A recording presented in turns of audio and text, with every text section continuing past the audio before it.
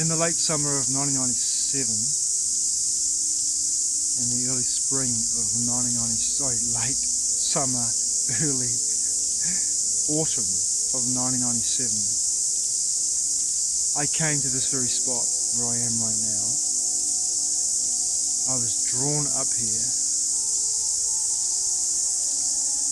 after going to my friend Kariana Grace's garden. Went looking for her after reading the book Bringers of the Dawn by Baba Marciniak. I went to her garden where a Waka, a canoe of 7 light beings from the Pleiades, Matariki, from the Pleiades, Matariki in Māori, had anchored themselves in the backyard of her house, just over there, down by the cathedral. I'm in Nelson, up behind Fairfield House. And I went to the garden looking for Kiriana, went to the house looking for Kiriana. And the moment I got to the garden, the Waka with the light beings, which I could feel but could not see at that time in my life, the 7 light beings from the Pleiades, who had anchored themselves in a canoe as the South Island, as a metaphorical representation of the South Island Te Waiponamu, which is in Māori folklore and mythology a canoe. The 7 light beings in that canoe, in that garden, which I could feel that had arrived there one by one over a duration of time. I could totally feel the energy in that garden as I walked in there. When I walked into the garden in that moment, in that late summer, early autumn of 97, they were gone. The Waka was gone, and so were the beings in that Waka. I had an urge to come up here and meditate right where I am right now, in this forest above Fairfield House, which is down there. And then I got up meditating, and I walked this way. I walked up through the forest here, and I'm thinking exactly the same walk I did. I walked up here through this forest, and rather than turning left to go into Fairfield House, I decided to walk up the track this way, up this track here. And I walked up here, and I got to about halfway up the track. I could see a bunch of women sitting in the forest, all through this forest up here. The woman sitting all the way through here, this woman sitting in the forest. And I was like, what the fuck is going on here? And as I walked up towards these 2 massive redwood trees, Seqouia redwoods, these 2 here, these massive redwoods, I saw all these women sitting in here in the forest, about 30 of them. And I felt kind of embarrassed because I thought, oh, this is somewhere where I don't need to be. But Kiriana was sitting here, the base of this tree here, was sitting there. And she was smiling at me as I walked towards the trees. And as she was smiling at me, these are the 2 trees. This one here, oops, here, and this redwood over here. And Kiriana was sitting just over here, oops, and there, just sitting over there at the time. And she smiled at me. And I walked up here, and just as I walked up here, the woman got up and all began to sing karakia, or Māori blessing songs. And they all walked out in single profile, all walked down this track over here, oops, over here, walked down this track and walked off. And Kariana turned back to me and said to me, come back to the house later, I need to talk to you. And what Kiriana and the woman had done was they carried the Waka. All the women had carried the Waka from the garden down above the cathedral where the Pleiadians were in the canoe. Etherically, they carried this Waka and put it in this gap in the bough between the 2 trees. They put the Waka between the 2 trees. And the moment I arrived here, I could totally feel the energy emanating from the actual Waka, which was between these 2 trees here. I I could feel the energy, literally feel it, emanating from between the two trees, like a hammock. The canoe was suspended between these two trees. I could totally feel the energy. It was palatable. I could feel it resonating out of the Waka and hitting me like a wall. And for the rest of that summer, I walked up here and also in the late to the end of the late fall until I left New Zealand, or left Nelson region in late April, early May, to go to Australia with a net. I'd come up here and I'd meditate right there amongst the Pleiadian beings that were here.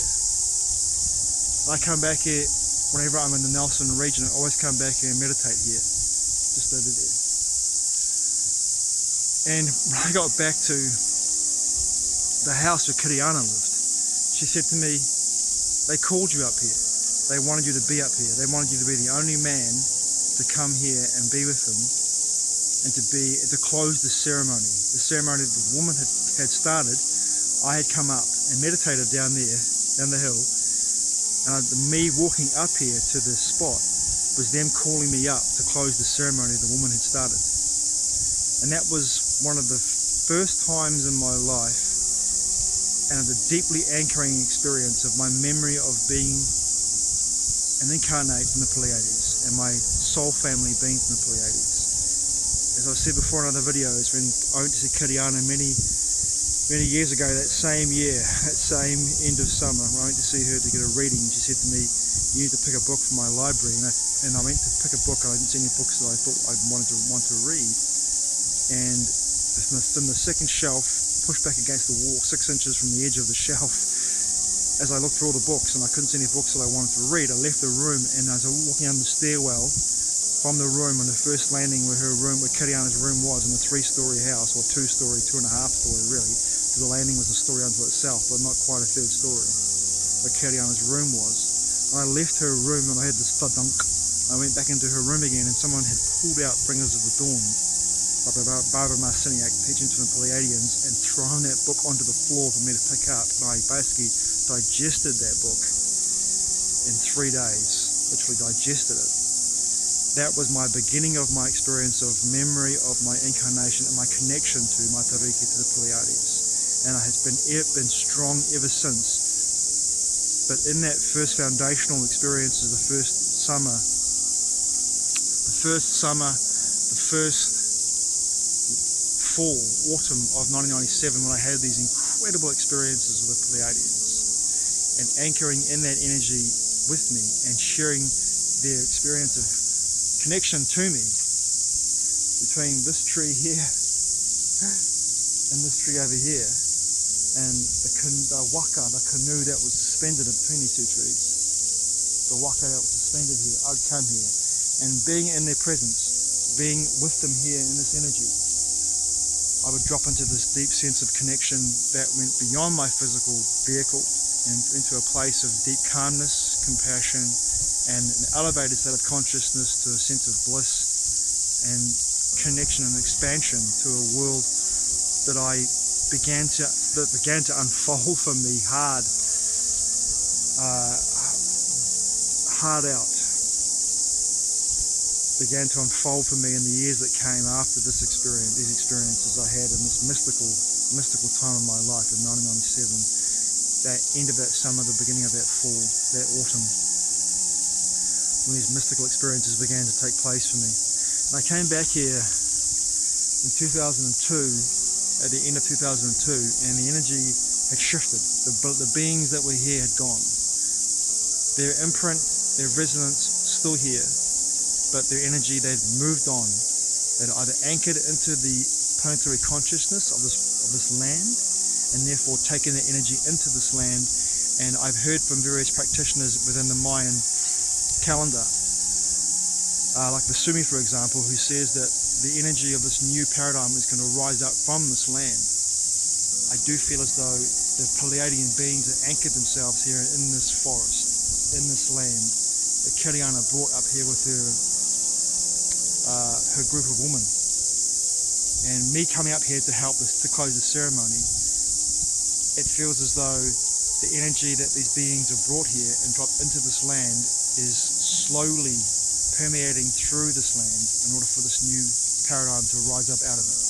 And there's people like Jason Houghton, my friend Jason Houghton, who are doing incredible activations all around the country with his group, the Blue Diamond Group, that are activating the land for this energy to rise up out of it and to form this new paradigm across and through this ascending Dwapara cycle.